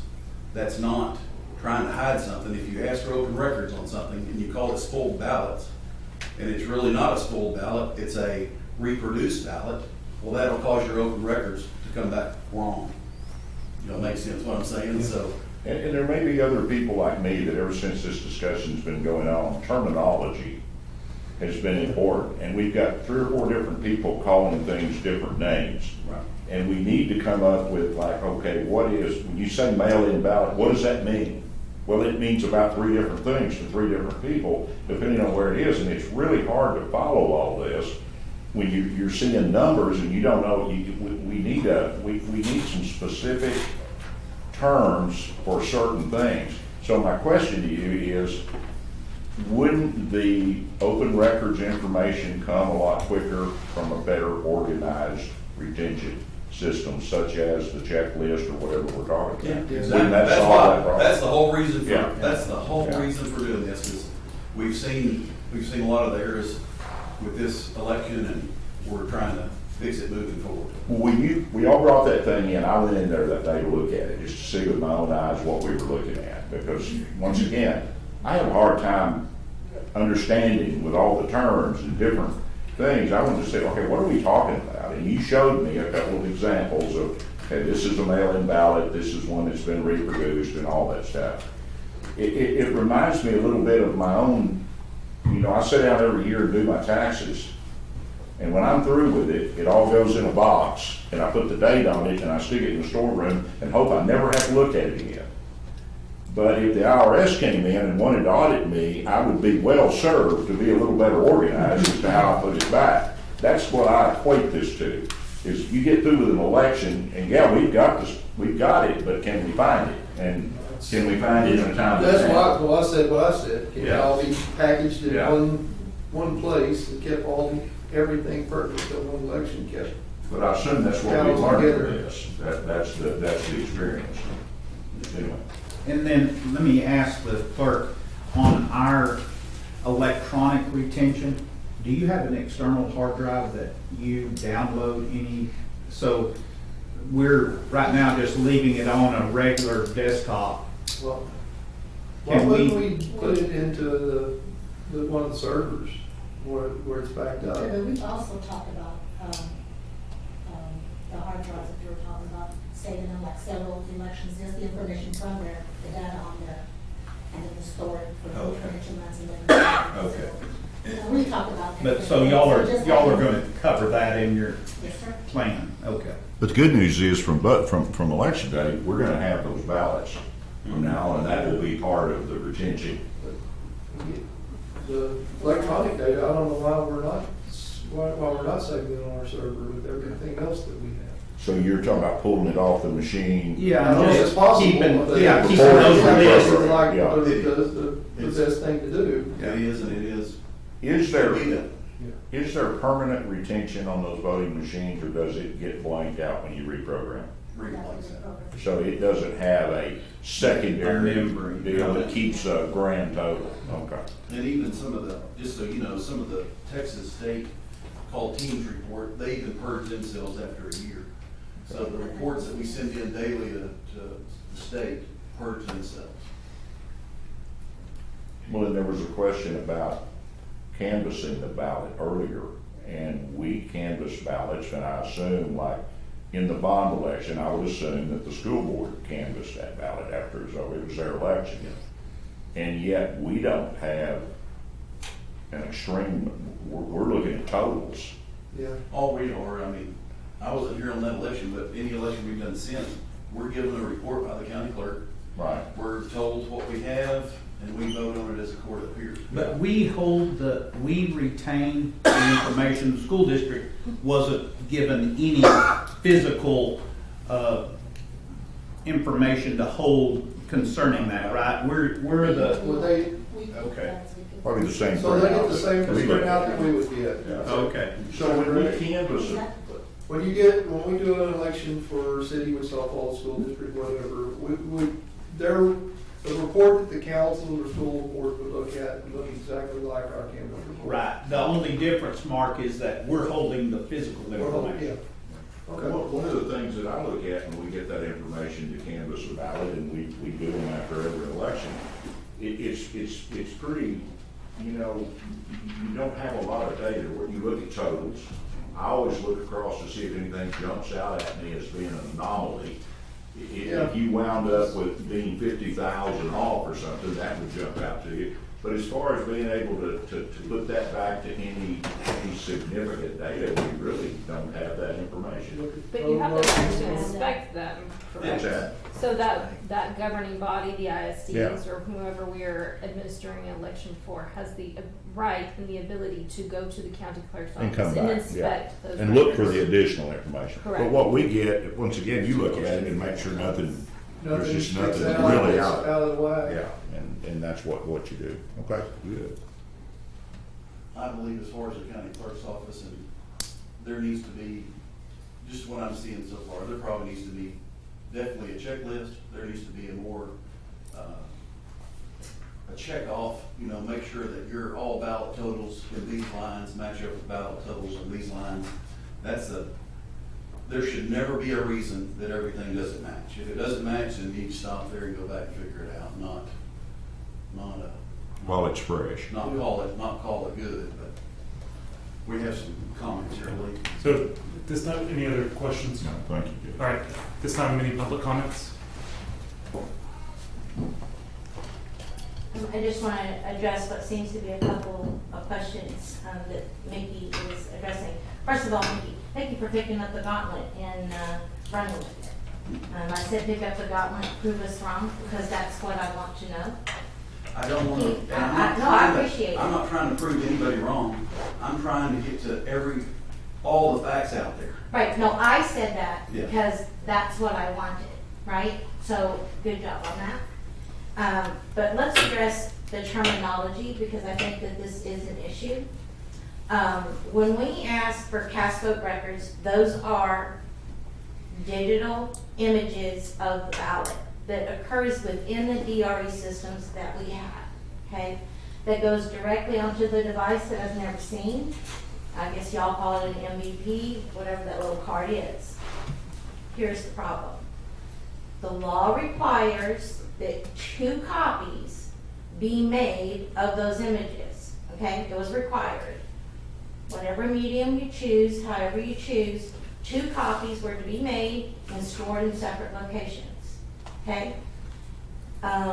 As far as the Passcode records of people saying that they didn't know what they were, not referring to y'all, referring to the county clerk's office. If you will go and please look and pull up advisories, and in that the Secretary of State issues advisories. There was one issued in 2019 about the upcoming election. There are advisories that I have found that go back to 2008 that refer to Passcode records. And at the bottom of the advisories, there is a list of glossary terms. And it clearly spells out the terminology that's being used. It tells what Passcode records are, and it goes back and reiterates what ballot images are, okay? It's at the bottom. So that should help with glossary terms. Second, as far as that is concerned, as far as a checklist, I discovered that if you go to the Texas State Library and Archives, there is a checklist there. Because, right, they make the rules, right? That's what they are. They govern rules, like on record management and retention and things like that. They have a list of election items that have to be maintained, how long that they must be maintained, and they also list the codes of the election laws that govern that retention. I don't know if anybody's been to that website. So that's what I'm talking about, that we referring to over people. Yeah, there is a list right there. As far as the machines, I don't know why there seems to be a misunderstanding with the public. I mean, once you get into it, it kind of seems kind of simple. It's not about, and I don't know why it keeps being said, my concern is not about the machine themselves being gone. It's that we now understand we do not have digital images of the ballots. Is that correct? Or not correct? Yeah, but or that hasn't been able to be located. So the concern is, originally, I said over a year ago that you must maintain software and or machine to be able to read the data, or at least be able to read. It's in the code, it's in the advisory, right? You have to have the data, and you should maintain software and or machine to read it. So the software and the machine goes bye-bye, but yes, we still have the data. Now, Mr. Jackson asked to see that data last year, late last year, and was told he couldn't because they're digital images and there's no way to see it. Well, that doesn't make sense. There should be a way to see it. So I asked in August, can you call the vendor and have them send up the software? Well, you know, Lori's on vacation, Lori's out, Lori's in training. It's ridiculous. Now, One we minute understand. left. Now we understand that we don't even know where those images are. And this is what I'm saying. That is a violation of law. Were those kept? Were they not? Were duplicate ballots handled in the manner according to the law? Does it say duplicate on the ballots? Does it not? It is more than sloppiness. There is violations of election law that occurred within that office. And that's what I'm saying.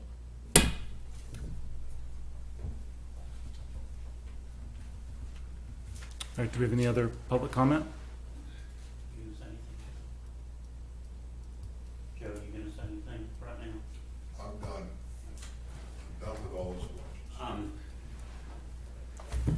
I'm not the expert, and I'll probably use some wrong terminology, so y'all please correct me if I do. I think the machine, it's not wrong to send back the machines. Let me reiterate, that's not the question. I think that's a blow smoke, okay? You know what the question is, you didn't save the data. Were you told by county clerk, we saved the data in public, in this forum, on video? Were y'all told that? Would you like me to answer that? When we got ready to vote on getting rid of the machines, I actually asked the clerk in court. I said, have we saved everything we need to save? Because I also thought the same thing. I thought we had to keep a machine. And I was told, no, we don't. We can send back everything we have, everything we need to save. So that's what we were told as a court. But you were told. Yeah. And then later on, you know, I don't know time-wise where we are, if you interject, if it's part of my time or not. I don't care, we can do this for weeks, if need be. What was the follow-up to that? At some point, y'all were informed, oh, we don't have the data, or it's lost? What is that? Would you like? In November, you know the answer? In November, Annette, fixing to be a county clerk, I think it was late November, we had a meeting with Jim Johnson, Annette, myself, clerk employee, Joe Gauthier. I was actually told at that meeting that there was still electronic report data saved. And I was like, well, why hadn't it been given to them? We all asked that. Why hadn't it been given to them? A month later, I was told that data wasn't there. And who told you that? Penny Baxley, county clerk employee. So there again, I'm not over the county clerk's office. I don't have anything to, that's not my employee. So all I can go on is a word that I'm being told. Did anybody go back and ask Lori? Do a follow-up and say, When I was just found told out by about Penny that you don't have the data. Lori, do you agree? When I found out about this was about the time that the end of the year, when we found out that that didn't exist anymore. So all I'm talking to a new county clerk. So I did ask at that time, And? and he says, we don't have that information. So, Well, was there a follow-up question? Well, you told in public the county commissioners we did. What's the discrepancy? Did you keep it or did you not? Did you lie or honestly, I don't was think someone we have steal it? I don't think we have it. I don't think it was stolen. I just think it was not saved. It was not saved. That's what Okay. I'm thinking. Where's I the can't tell you. confrontation with the employee in charge? I don't care that you are not county clerk's boss. Y'all have responsibility. I don't want county, city employees saying, hey, I just do what my boss says. I don't want to know what my boss does. I'm not going to pay attention to what goes on behind the scenes or anything. We need county employees. We need employees at every level of government who will step up if they see something wrong or questionable. that's exactly what I've done. Mr. Do you Rico, not we understand can that? Go on from here forward. We are trying, You- and we're going you to. can't- Can I talk, please? I can even learn from the mistakes back then. I'm trying to correct, trying to give you information, trying to make things right. But all I can do is move forward and do what my best and do, make sure not to make the same mistakes. Yeah, I understand that, and you're not. No, I know. Quit I'm me in thinking that around office here. now. Yeah, and Dan, just to clarify that, Mickey has asked for and received the hard drive, so we're not totally convinced we don't have the information. We've just not had time to scrutinize it thoroughly to know whether it exists or not, so. there- We think yes. we have it now? No, that's a different thing. That's a confused, don't want to confuse. So Okay. is the DA gonna bring charges against the former county clerk for breaking the election law? Yes or no? That's what we How, wanna know. how would That's we what be want. able to answer that, Ann? I mean, I couldn't speak for him if I had to. Because you're the commissioners, has anyone stood behind the public and said, yes, we need an investigation? I have no ability whatsoever to give John his do's or don'ts. It's just not within my bailiwick to do. That would, I mean, it's just not something that occurs that way. Right, but you're a citizen as well that was violated, as well, all of you are. I don't know, I don't feel that way at all. You, If I the know you ballots- feel that way, If the but ballots were not handled with care and not maintained like they should be, were never done, or have been destroyed prior to, especially with open records, every citizen in this community was violated. it possibly could be true. We've not got That's to what I that said, if. point. Yeah. That's what I said, if. Yeah, if that's determined, but that's yet to be determined. But couldn't any citizen ask that? Sure, sure. Do you know how they're treated? What's that? Do you know how they're treated? The response to that is?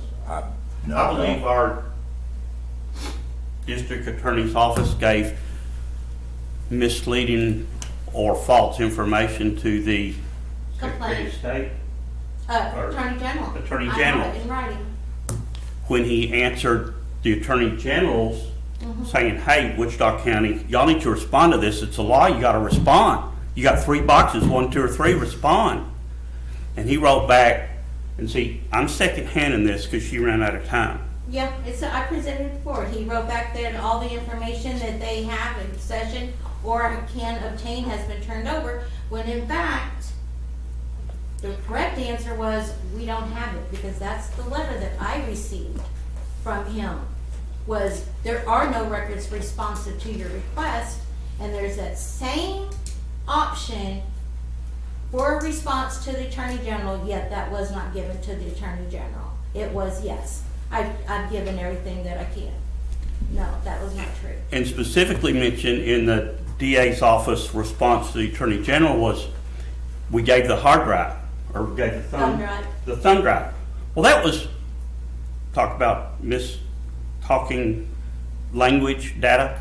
That was happened months earlier, and it's different thumb drive, not that thumb drive. That's why I'm saying wrong information was given. And it may just be an honest mistake of using the right terminology. Oh, well, Joe did get a thumb drive. Well, that was months earlier, not this request. Well, see, I'm confused because I thought the question we were talking about here was, did anybody ask the district attorney to investigate this deal? And now we're talking about the Attorney General. I'm not on the same boat. And Commissioner Watts, I want to make sure I understood you. Let me say what I thought I heard, and please correct me. That you or the Commissioner's Court really can't do that, let a citizen do that? No, what I mean is that I have no ability to dictate to John that you need to do a full-blown investigation, do it because this commissioner court says so. He's a state employee, actually. So There's a lot of difference between dictate and get with DA and say, this is what our consensus has found. It's not real good. We think the county clerk lied to us, now telling a different story. Enough said. Has that been done?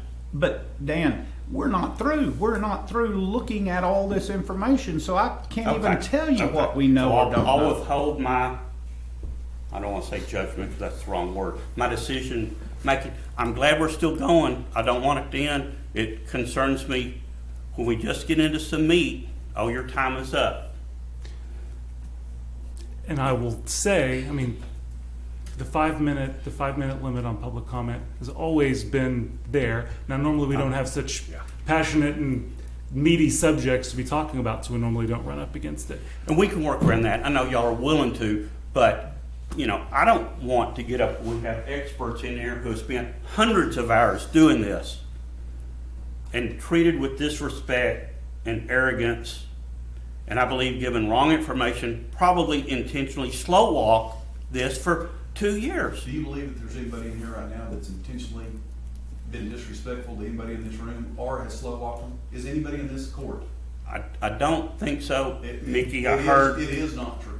Okay, That I right don't- there is not- I don't there is think so. no- I don't- There is, No. everybody on this court right now, and everybody in this courthouse right now, is trying our best to be as transparent and as honest with you as can be.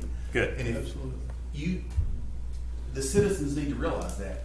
We are 100% on the side of the citizens and on the transparency. Okay. And I know you don't have power, you're not their boss, but y'all have a tremendous amount of authority. The bully pulpit, if the county commissioner's court talks to the DA or county clerk's office, you're not her boss, but y'all have a tremendous bully pulpit. And if the commissioner's court thinks something is going wrong, and you talk to a county clerk and they ignore it, you go public and say, hey, we think something's going wrong, and she's not my employee, I can't tell her what to do. But there has to be some transparency in this step, then this step, and this step, and make some motion. 2 years plus, still slow walking, and we can. I may have further to add to your question. At this point, I don't believe that. I don't think that, and I certainly don't want to think that, because that's not my opinion of you guys. Some of you I know, some of you I don't. But all of y'all, that's not my opinion. So I'm hopeful. Great, we found some information. All we can do is keep, I would ask, did y'all video doing the inventory? Video doing the inventory? No, it was done in open in front of everybody in the clerk's office. Okay, make public the people who did it. Be transparent. Yep.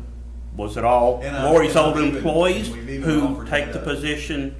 I don't want to know. It's hear no, see no, speak no evil. We want employees, if they see something going on, I have a question, I'm going to go talk to the DA, I'm going to go talk to the judge. So, I think we fit, no, you're good, you're good. I'll say 2 things. First of all, public comment during Commissioner's Court doesn't have to be the only conversation, as many of you in this room know. I've talked with you, other commissioners have talked with you. Everybody has their own commissioner that represents them on this court. So we've got the time limit on public comments to keep things moving along in a general manner. If you've got other things to talk about, questions, ask, whatever, get in touch with your commissioner. You can get in touch with me. There are always opportunities to discuss more.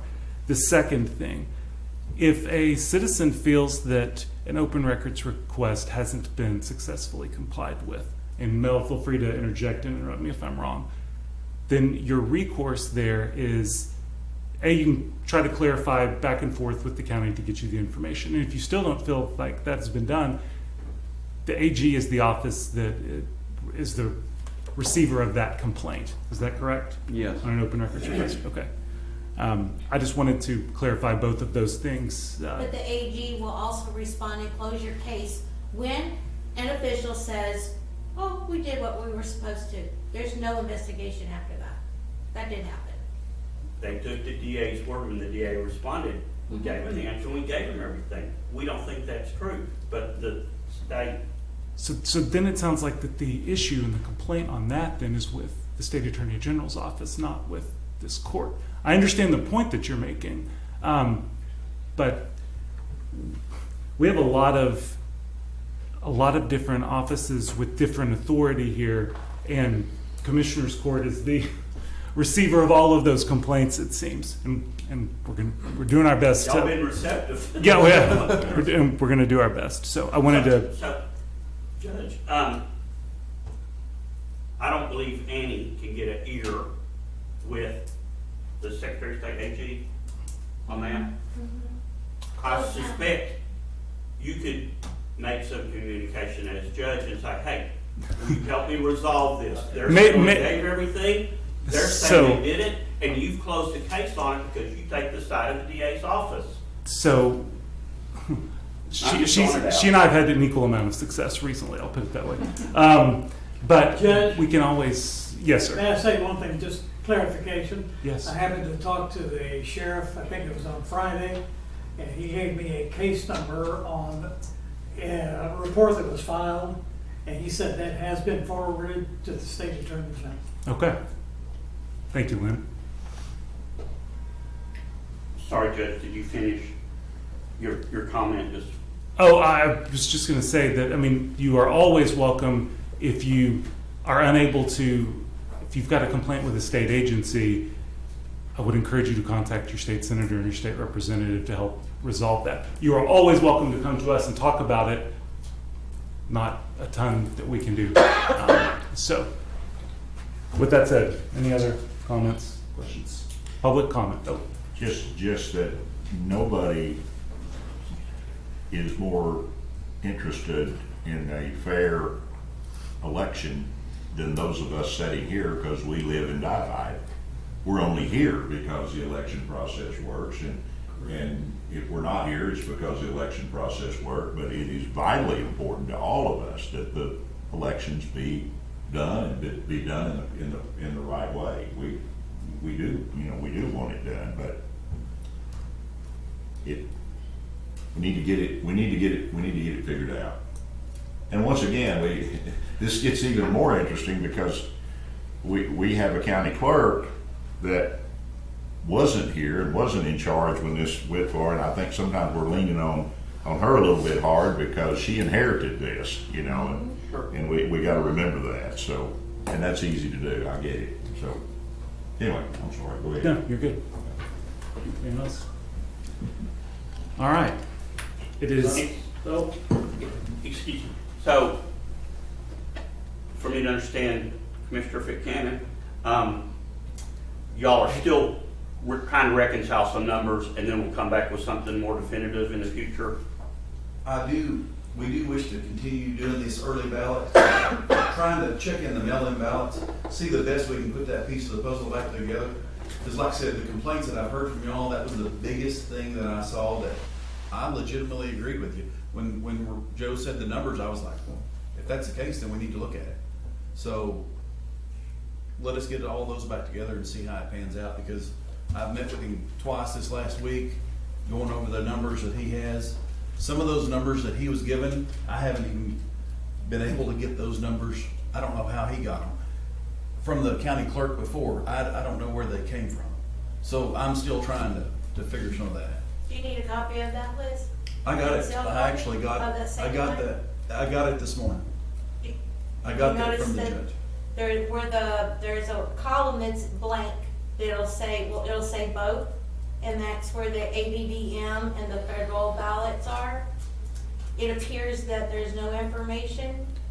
If you play with it, the federal ballots come up. Okay.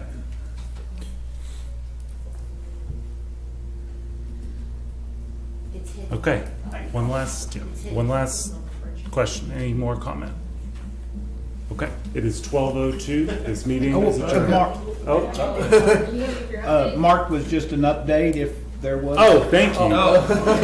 I put my notes down here on item number 7, so sorry about that.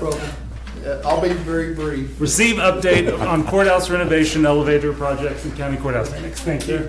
Actually starting the phase 1 demolition and annex today, interior, the tag office, sorry, I'm gonna get it right. G, not X. The tag office is closed. There's all their operation to the remote locations, Iowa Park, Burke, Electra, and United Stores, until the conclusion of the project. First order of business this week is to build temporary operational windows for the property tax side, to get those open back up next week. Building a temporary wall to divide off what will be the tag office side from the property tax side, so that work can begin in earnest fully next week. So, you look at the building, the exteriors, they've got a lot of the north wall done, at least they've taken most of the scaffolding down, 1 course of scaffolding left to go. Here, elevator folks have left the building temporarily. They've got everything they can do until the new top comes in, top that was damaged by the falling 2x6s. That's supposed to be in a couple of weeks, at which time they will complete the elevators. In the meantime, the fronts are being finished out, beginning on 5th floor, working way down. So we're seeing a light at the end of the tunnel in the elevators finally. No, they are working. Yeah. I think it's one point just to reiterate for the public perspective. So they tried to show up at the tax office or the tag office this week. They will not be able to. They will not be able to get it. They actually have, Tommy has a person posted outside of the double doors that lead to the elevator Okay. in order to redirect, so they won't even be able to go down a hallway. They're going to catch them right outside the security. There's some very large 4x8 signs posted Yes. on the fence that Those you are can read upstairs. from the parking lot. And Just want to also save anyone the drive down here Yeah. if we can. Yeah, and so you can see it you can see it Scott Street and 6th Street, so, not to even bother parking and go into the building. you can see it flying into municipal airports. They're big. And just in addition, Mark, construction has started on the Iowa Park office where our current tenants will move to, so Okay. we're finally underway. Finally underway. So hopefully the summer estimate, it may be late summer, but maybe that'll. Yes, hold Cheryl good, grimaces. so, yeah, we're making progress finally, so, yeah. Excellent. Okay, that's it, that's all. I have. Okay, now that I'm not cutting off an item on the Yeah. agenda, it is 12:06 and this meeting is adjourned. You're cutting off lunch.